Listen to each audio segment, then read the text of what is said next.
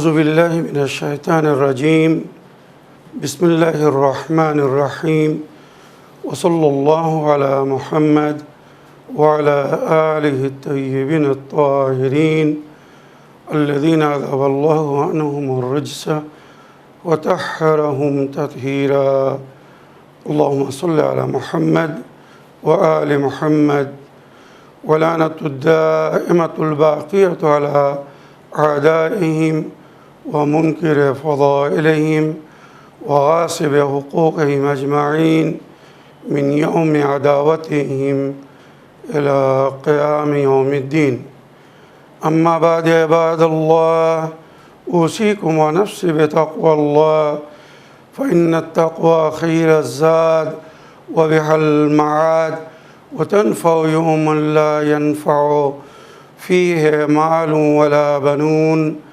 إلا من أتى الله بقلب سليم وصلى الله على محمد وعلى آله الطيبين الطاهرين اللهم صل على محمد وآل محمد وعجل فرجهم আমার প্রিয় দর্শক ও শ্রোতাবৃন্দ আসসালামু আলাইকুম ওয়া রাহমাতুল্লাহি ওয়া বারাকাতুহু আপনাদের সকলকে আন্তরিক সালাম ও শুভেচ্ছা জানিয়ে আজকের অনুষ্ঠান ইসলাম ইন বাংলায় আপনাদেরকে স্বাগতম জানাই।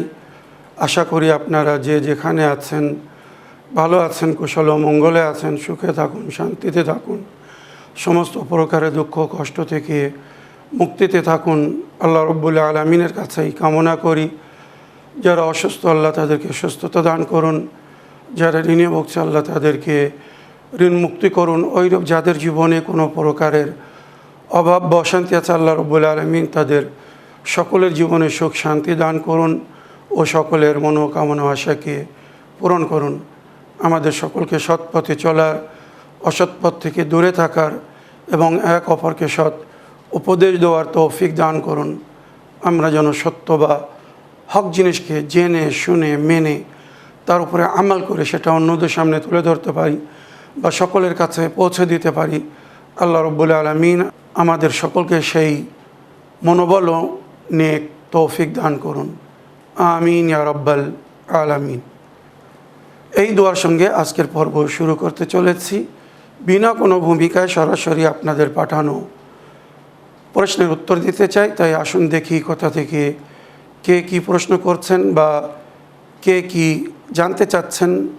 তবে আপনাদের পাঠানো প্রশ্নের উত্তর দেওয়ার আগে আমি একটি জিনিস আপনাদেরকে স্মরণ করে দিতে চাই, আর সেটি হচ্ছে আগামীকাল 25 জিকাদা ইয়মে দাহুল আরদ, যেদিন আল্লাহ রব্বুল আলামিন পবিত্র কাবা ঘরের নিচের জমিনকে সৃষ্টি করেছিলেন। তারপরে আস্তে আস্তে ওই জমিন বৃদ্ধি হয়। সুতরাং আগামী কালকের দিনের বিশেষ আমালের মধ্যে রোজা, বছরের যে 4টি বিশেষ রোজার দিন, সেই 4 দিনের মধ্যে একটি দিন হচ্ছে আগামী কালকের দিন 25 জিকাদা ইয়মে দাহুল আরদ। এ বিষয়ে বিস্তারিত আলোচনা বা এই দিনের ফজিলত বা আমাল বিষয়ে আমি আগামী কালকের এপিসোডে বিস্তারিত আলোচনা করব। আশা করি আপনারা শবে দাহুল আরদ অর্থাৎ আজ রাত্রে যে সমস্ত দোয়া নামাজ পড়তে বলা হয়েছে বা ইমাম রেজা আলাইহিস সালামের জিয়ারত পড়তে বলা হয়েছে, আজ রাত এবং আগামী কালকের দিন অন্য সমস্ত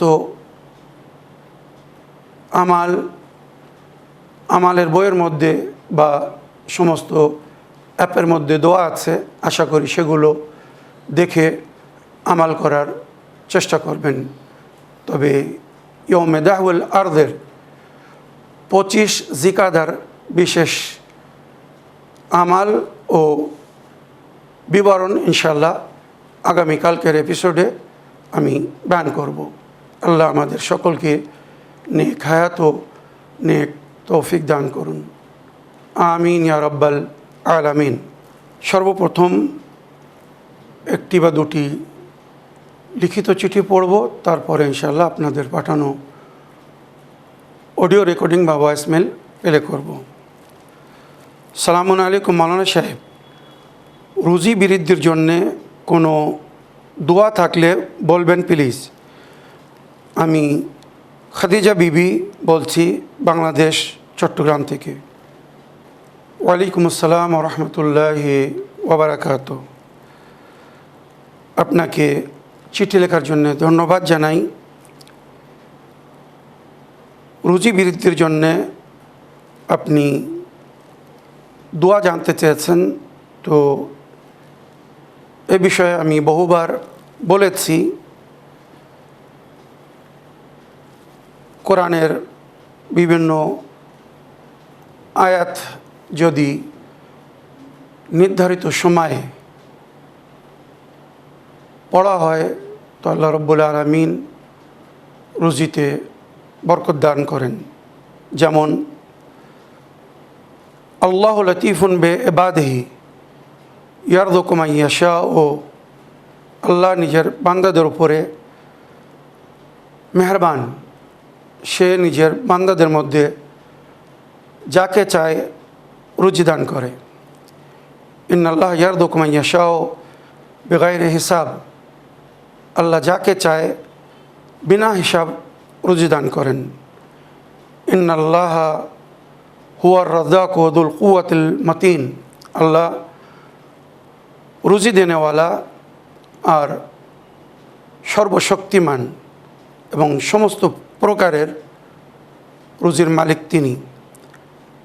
তারযুকু মান তাশাউ বিগাইরি হিসাব, হে আমার প্রতিপালক, আপনি তো যাকে যত ইচ্ছা তত রুজি দান করেন। তবে এ বিষয়ে নবীর আহলে বাইত আমাদেরকে কিছু দোয়ার তালিম দিয়েছেন। রুজি বৃদ্ধির জন্যে মাসনুন দোয়া, ফরজ নামাজের পরে যদি কেউ এই দোয়াগুলি পড়ে, বিশেষ করে সকালের নামাজের পরে সূর্য উদয়ের আগে, আর ওইরূপ মাগরিব নামাজের পরে অর্থাৎ সূর্য অস্ত যাওয়ার পরে যে মাগরিবের নামাজ পড়বে, তারপরে এই দোয়া পড়বে, আল্লাহ তার রুজিতে এত বরকত দান করবে যেটা সে ভাবতেও পারবে না। এখানে আমি 6টি বিশেষ দোয়া খুব আস্তে আস্তে পড়ছি, আপনারা মন দিয়ে শুনবেন। এগুলো লিখে নেবেন, রেকর্ড করে নেবেন, আর নইলে এই এপিসোড বারবার দেখবেন, শুনবেন। ইনশাল্লাহ কিছুদিনের মধ্যে এই দোয়াগুলো মুখস্থ হয়ে যাবে। প্রতি নামাজের পরে যদি কেউ এই দোয়া পড়ে তো আল্লাহ তাকে অধিক বা অসংখ্য রুজি দান করবেন। রব্বে ইন্নি লিমা আনজালতা ইলাইয়া মিন খাইরিন ফাকিরুন, রব্বে ইন্নি লিমা আনজালতা ইলাইয়া মিন খাইরিন ফাকিরুন। আল্লাহুম্মা কফিনি বিহালালিকা আন হারামিক ওয়া আগনিনি বিফদলিকা আম্মান সিওয়াক।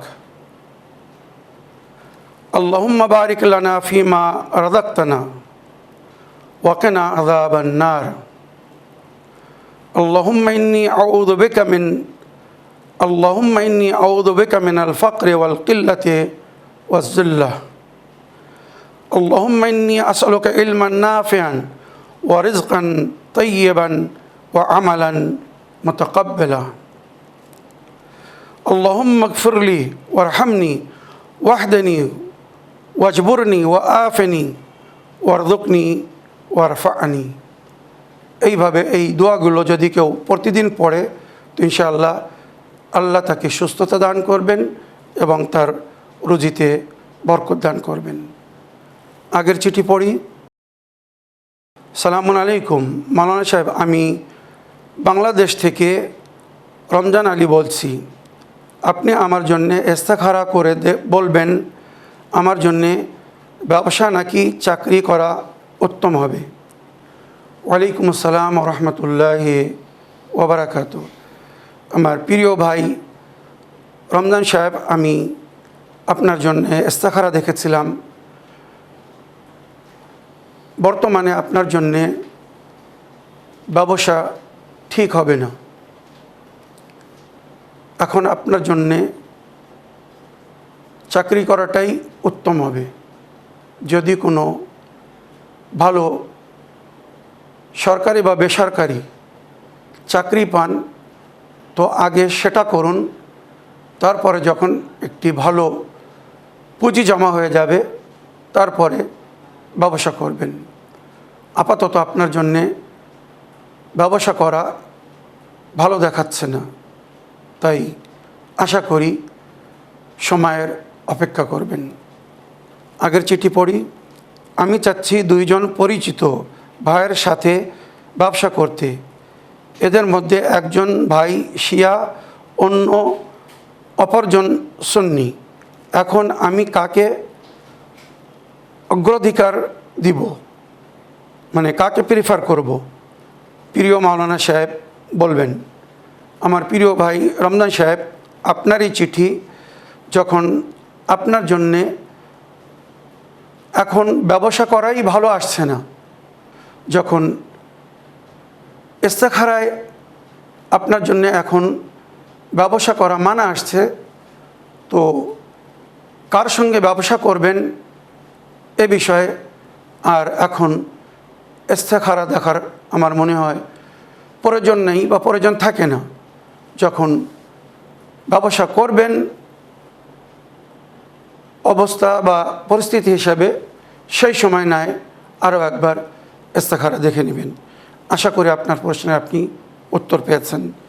এবারে অডিও প্লে করব, দেখি কোথা থেকে কে কি বলতে চাচ্ছেন বা কে কি জানতে চাচ্ছেন।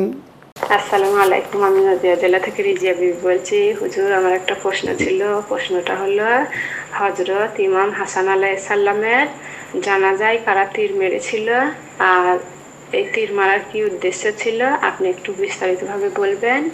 আপনি ভালো থাকবেন, সুস্থ থাকবেন। খুদা হাফেজ। ওয়ালাইকুম আসসালাম ওয়া রাহমাতুল্লাহি ওয়া বারাকাতুহু। আমার প্রিয় বোন, আপনার ভয়েসমেলের জন্য আপনাকে ধন্যবাদ জানাই। এ বিষয়ে যদিও আমি এর আগে অনেকবার বলেছি, ইমামে হাসান আলাইহিস সালাম ওসিয়াত করেছিলেন যে আমাকে ষড়যন্ত্র করে বিষ দেওয়া হবে বা বিষ দেওয়া হয়েছে। আমি অতি শীঘ্র এই দুনিয়া থেকে পরলোক গমন করব। তো আমার শাহাদাতের পরে আমাকে যেন আমার নানা নবীর পাশে দাফন করা হয়। কিন্তু যে ব্যক্তি ষড়যন্ত্র করে ওনার এক স্ত্রীর মাধ্যমে ওনাকে বিষ দিয়েছিল, তারা যখন দেখল যে ইমামে হাসানকে নবীর রওজায়, নবীর কবরের পাশে দাফন করার ব্যবস্থা করা হয়েছে, তারা অভিযোগ করল, প্রতিবাদ করল। তারা দেখছিল বা তারা বলছিল মুসলমানদের বানানো খলিফা, যিনি বানু উমাইয়ার অন্তর্ভুক্ত ছিল, যখন ওনাকে নবীর রওজায় বা নবীর কবরের পাশে জায়গা দেওয়া হয়নি, তো আমরা হাসানকেও নবীর কবরের কাছে দাফন হতে দেব না। সুতরাং ষড়যন্ত্র করে ইমামে হাসানকে ওনার নানার পাশে দাফন হতে দেবে না বলে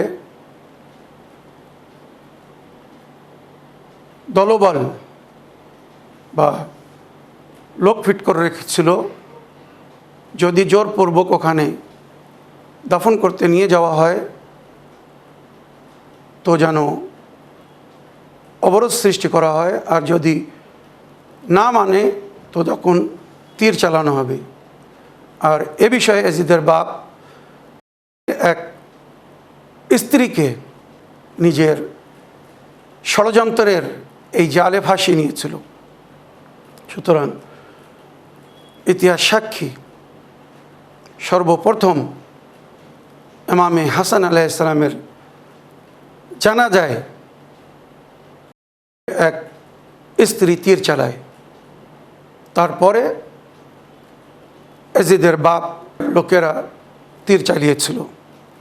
আর তীর চালানোর মেন কারণ ছিল ইমামে হাসানকে ওখানে দাফন হতে দিবে না। ইয়াজিদের বাপদাদা বা পূর্বপুরুষরা আহলে বায়তের চরম শত্রু ছিল, যার প্রমাণ তারা তাদের জীবনে বহুবার বিভিন্নভাবে দিয়েছিল। আশা করি আপনার প্রশ্নের আপনি উত্তর পেয়েছেন। আগের অডিও নিয়ে দেখি কোথা থেকে কে কি বলতে চাচ্ছেন। আসসালামু আলাইকুম, আমি নদিয়া জেলা থেকে রিজিয়া বিবি বলছি। হুজুর, আমার একটা প্রশ্ন ছিল। প্রশ্নটা হলো, নমরুদ কোন নবীর যুগে ছিল আর নমরুদের কিভাবে মৃত্যু হয়েছিল, একটু বিস্তারিতভাবে আলোচনা করবেন। খোদা হাফেজ। ওয়ালাইকুম আসসালাম ওয়া রাহমাতুল্লাহি ওয়া বারাকাতুহু। আমার প্রিয় বোন, নমরুদ জালিম বাদশাহ হজরত ইব্রাহিম নবী আলাইহিস সালামের যুগে ছিল। আল্লাহ বিরোধী ছিল। সে বুত পুজো করত। ইব্রাহিম নবী মানা করেছিলেন, সে শুনেনি। শেষে ইব্রাহিম নবী আল্লাহ ছাড়া অন্যের উপাসনা বা ইবাদত থেকে বিরত রাখার জন্যে তাদের সেই সমস্ত প্রতিমাকে ভেঙে দিয়েছিল। আল্লাহকে ছেড়ে যার তারা উপাসনা বা ইবাদত করছিল।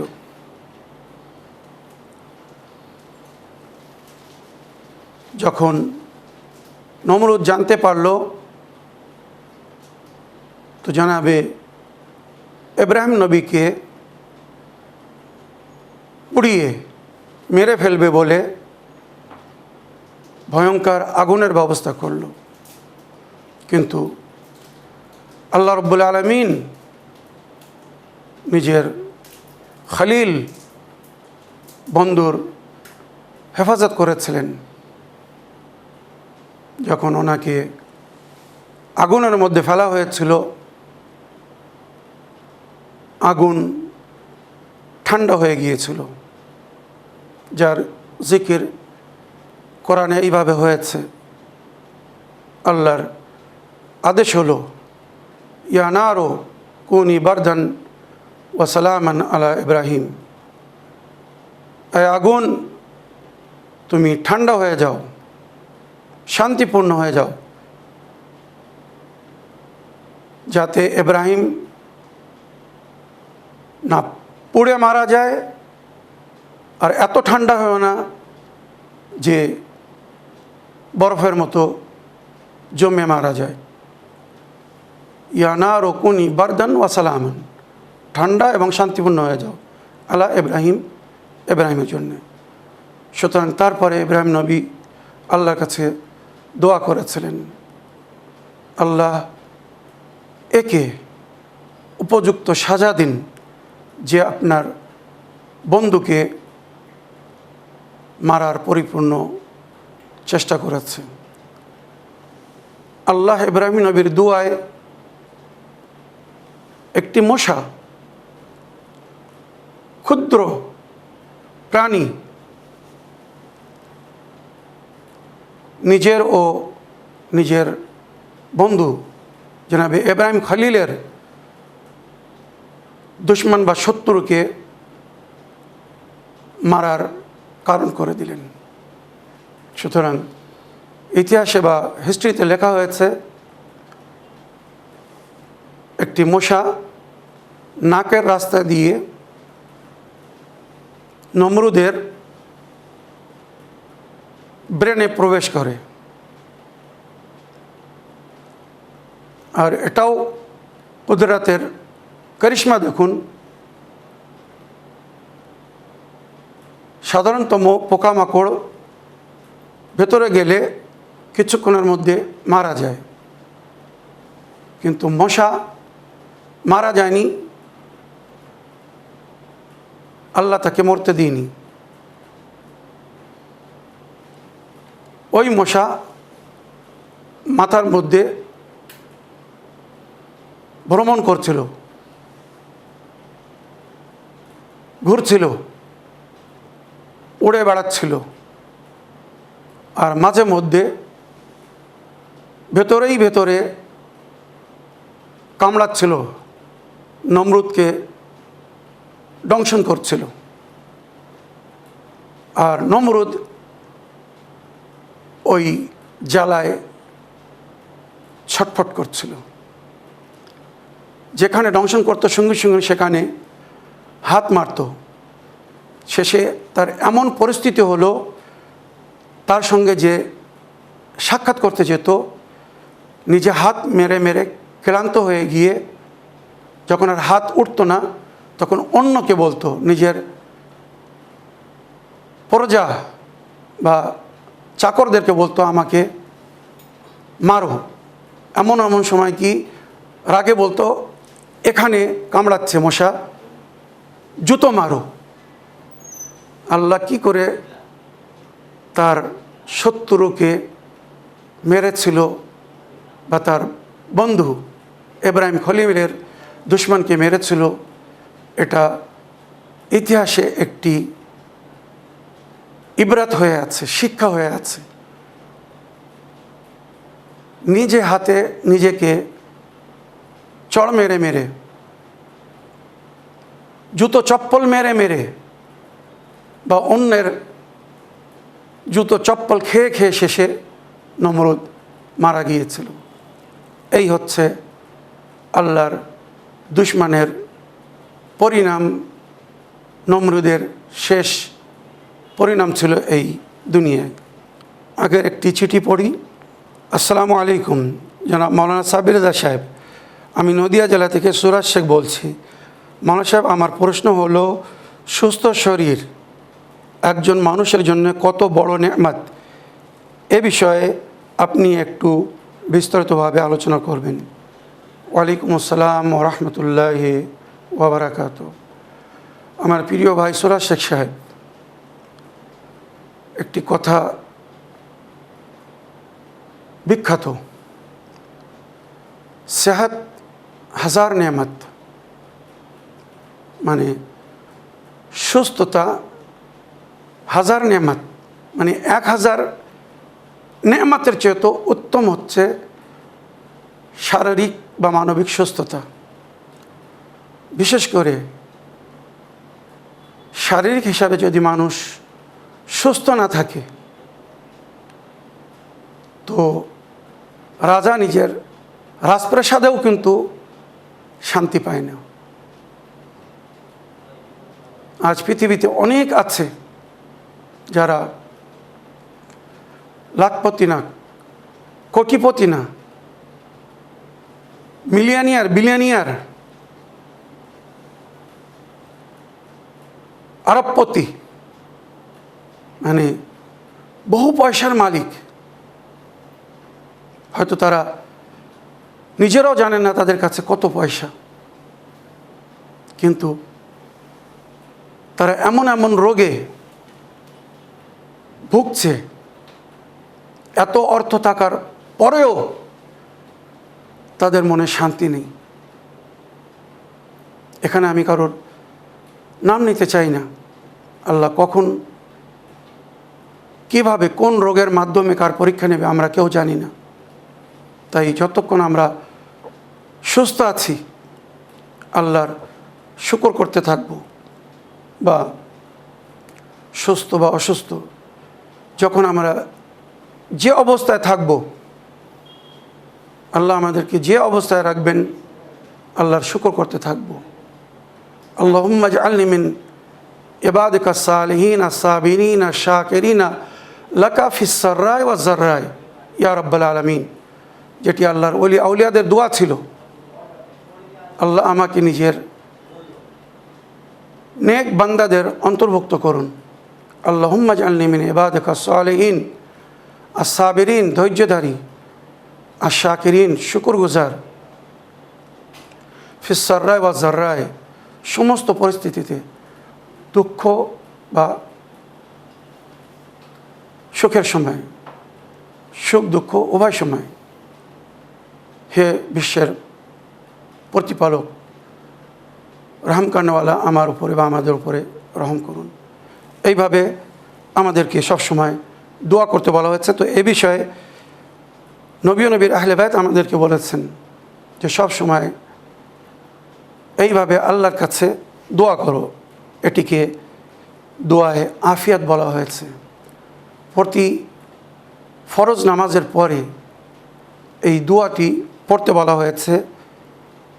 যদি কেউ এহকাল ও পরকালের সুখ শান্তি চায়, रवायत जेटा उल्लेख हुए जो शख्स ये चाहता है कि वो हज़रत मोहम्मद मुस्तफ़ा सल्लल्लाहु अलैहि वसल्लम और उनके आले पाक के साथ महशूर हो, वो हज़रात मौत, बरज़ख, क़यामत, हिसाब और सिरात वगैरह जैसे अहम मौक़ों पर ख़ास तौर से उस पर नज़र रहमत फरमाए, तो इस दुआ को हर फ़र्ज़ नमाज के बाद, फरीज़े के बाद एक दफ़ा पढ़ लिया करें। মানে কেউ যদি এহকাল পরকালে শান্তি চায়, মৃত্যুর সময়, বারজাকে, কিয়ামতের দিন, হিসাব কিতাবের সময়, পুলিশরা পার করার সময় যদি নবীর আহলে বায়তের সহযোগিতা পেতে চায়, শেফাত পেতে চায়, তো এই দোয়া যেন প্রতি ফরজ নামাজের পরে পড়ে। আমি দোয়াটি পড়ে শোনাচ্ছি, সমস্ত অ্যাপের মধ্যেও এই দোয়া আপনারা পাবেন। দোয়াটির নাম হচ্ছে দোয়ায়ে আফিয়াত। বিসমিল্লাহির রহমানির রহিম।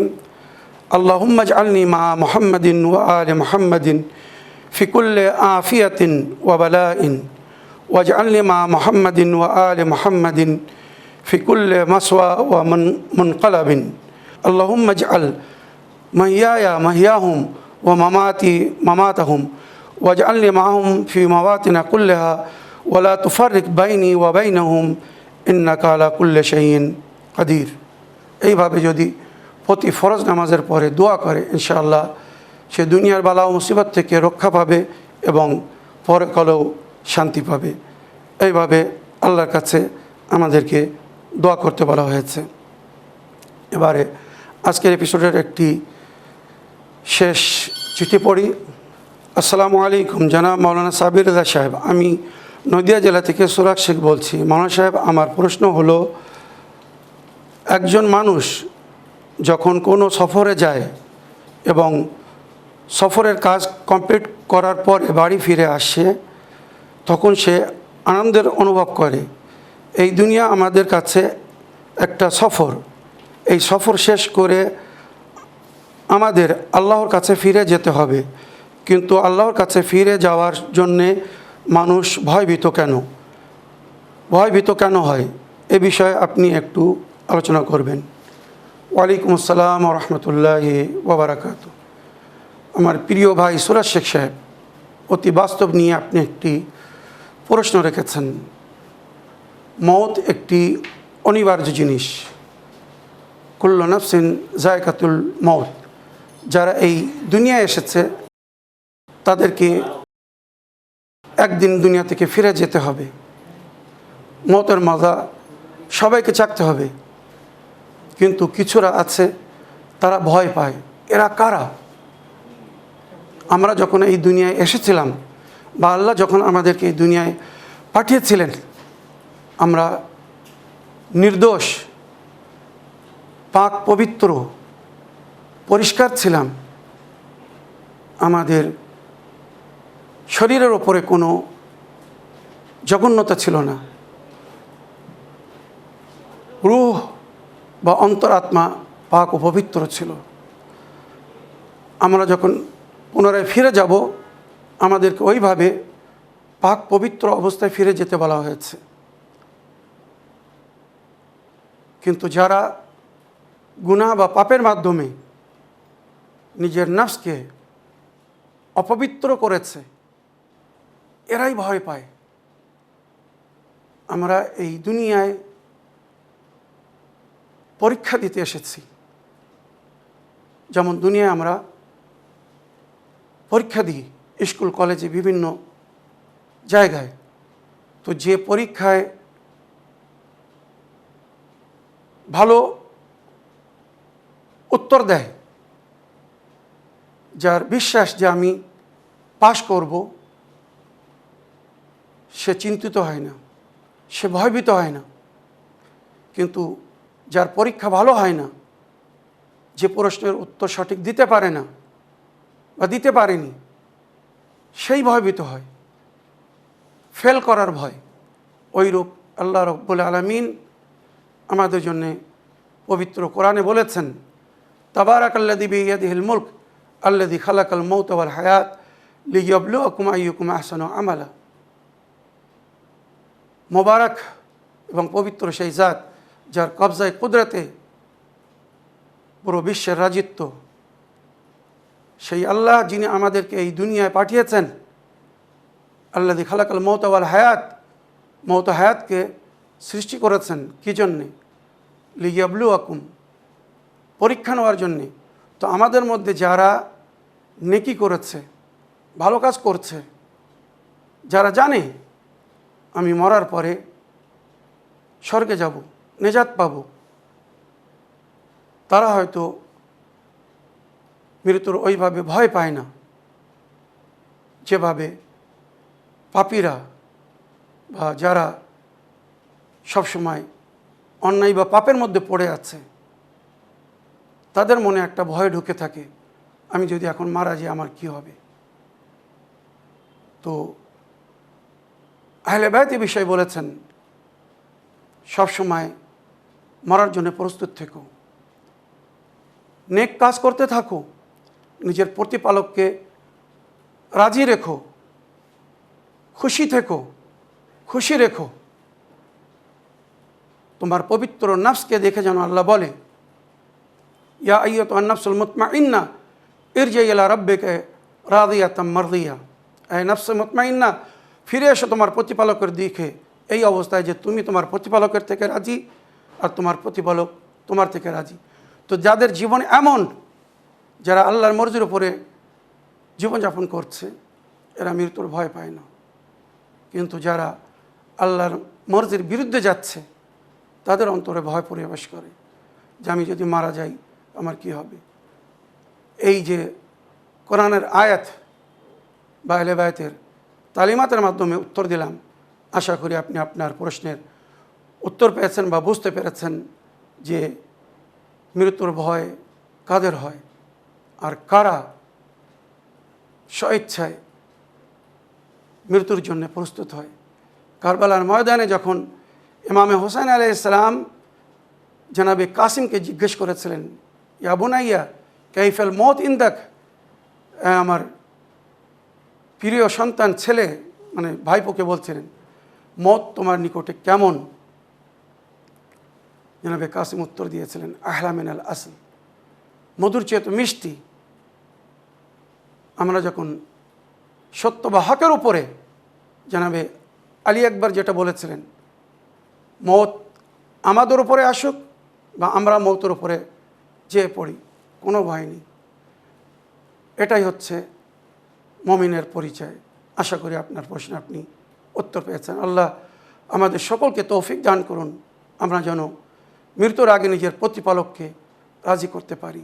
এই দুনিয়া থেকে যখন যাব, আহলে বায়তে তালিমাতের সঙ্গে যেন আমাল করে নেজাতের তরিতে সওয়ার হয়ে যেতে পারি। আল্লাহ রব্বুল আলমিনকে যেন আমরা রাজি করে যেতে পারি।